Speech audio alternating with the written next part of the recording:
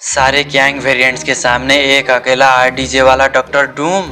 तो यारो अभी मार्वल सिनेमैटिक यूनिवर्स में सबसे बड़ा सवाल यही है कि अब कैंग का क्या होगा। क्या मार्वल स्टूडियोज उसकी पूरी स्टोरी को छोड़ देंगे या फिर डॉक्टर डूम के आने के बाद भी कैंग का एक एंड देखने को मिलेगा। तो आओ यार आज की इस वीडियो में कुछ हम जानने की कोशिश करते हैं कि कैसे कैंग की स्टोरी एवेंजर्स डूम्सडे में खत्म हो सकती है और कैसे डॉक्टर डूम एक अकेला मल्टीवर्स का सबसे खतरनाक विलन बनेगा। जैसे कुछ टाइम पहले तक हमें लगता था कि कैंग ही मल्टीवर्स के लिए सबसे बड़ा खतरा है और एंटमैन एंड द वास्प क्वांटमैनिया में स्कॉट लैंग ने कैंग को हरा तो दिया था, लेकिन असल में उस फाइट का निचोड़ साफ नहीं था। और फिर लोकी सीजन 2 में ह्यू रिमेंस के मरने के बाद लोकी के अंडर में कैंग के वेरिएंट्स पर कंट्रोल तो ले लिया गया, लेकिन इतनी बड़ी बिल्डअप का एंड यही था।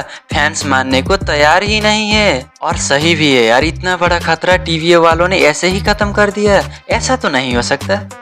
और जैसे अभी एक रिपोर्ट से पता चला है कि एवेंजर्स डूम्सडे में पॉल यानी एंटमैन का एक बहुत बड़ा रोल होने वाला है और ऐसा होना ही था क्योंकि वो ही एक एवेंजर है जिसने कैंग से आमने सामने होकर सामना किया है और वो जानता है कि कैंग पूरे मल्टीवर्स को पूरी तरह से कंट्रोल करना चाहता है। और अब ऐसा हो सकता है कि जब सारे Avengers Shuri, Thor, Captain Marvel, Thunderbolts incursion के बारे में बात कर रहे होंगे तो अब स्कॉट लैंग ही सबको कैंग के बारे में बताएगा और सबको लगेगा कि मल्टीवर्स के लिए सबसे बड़ा खतरा तो कैंग ही है और डॉक्टर डूम इसी चीज का फायदा उठाने वाला है दूसरे सुपर हीरोज का भरोसा जीतने के लिए। और जैसे हमें पता है कि उसका फेस टोनी से मिलने वाला है तो एवेंजर्स उस पर आंख बंद करके भरोसा करेंगे क्योंकि जिस कैरेक्टर ने पूरे मल्टीवर्स को बचाने के लिए खुद की कुर्बानी दी हो उसकी तरह दिखने वाला दूसरा कैरेक्टर बुरा कैसे हो सकता है। और डूम यही मौका देखकर सबको बताएगा कि हाँ मल्टीवर्स खतरे में है और कैंग ही असली विलन था लेकिन मैंने उसे खत्म कर दिया है। तो अब सोचो कि ये कितना बड़ा माइंड गेम होगा। इन गेम का एक भरोसेमंद इंसान स्कॉट लैंग कैंग का अलर्ट देगा और दूसरा टोनी स्टार्क जैसा दिखने वाला डूम बताएगा कि सब कैंग को मैंने हरा दिया है। इतना सब कुछ सुनने के बाद एवेंजर्स डूम को एक हीरो समझेंगे लेकिन असल में वही एक असली मास्टरमाइंड है। लेकिन ये भी सच होगा कि डॉक्टर डूम ने ही कैंग के सारे वेरिएंट्स को मार दिया था। ऐसा दिखाने के लिए मार्वल स्टूडियोज को बस एक सीन चाहिए। जरा इमेजिन करो जहाँ पर सभी कैंग के वेरिएंट्स बैठे हैं और तभी विक्टर वांग डूम की एंट्री होती है और वो अपनी ग्रीन एनर्जी अनलिस्ट करता है जिसके चलते सभी कैंग वेरिएंट्स मारे जाते हैं। इतना भी काफी होगा ये दिखाने के लिए कि अब कैंग की स्टोरी खत्म हो चुकी है और उसे मारने वाला उससे भी खतरनाक विक्टर वांग डूम आ चुका है। तो अब इस सब का निचोड़ यही है कि कैंग की स्टोरी को एक प्रॉपर एंडिंग देना ही मार्वल के लिए सही मूव होगा।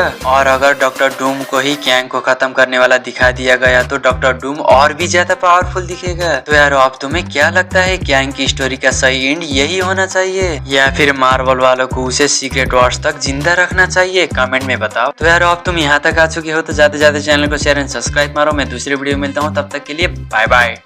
अरे ओ राकेश, क्या तुझे पता है स्टीव रोजर्स यानी कैप्टन अमेरिका भी एक विलन ही है?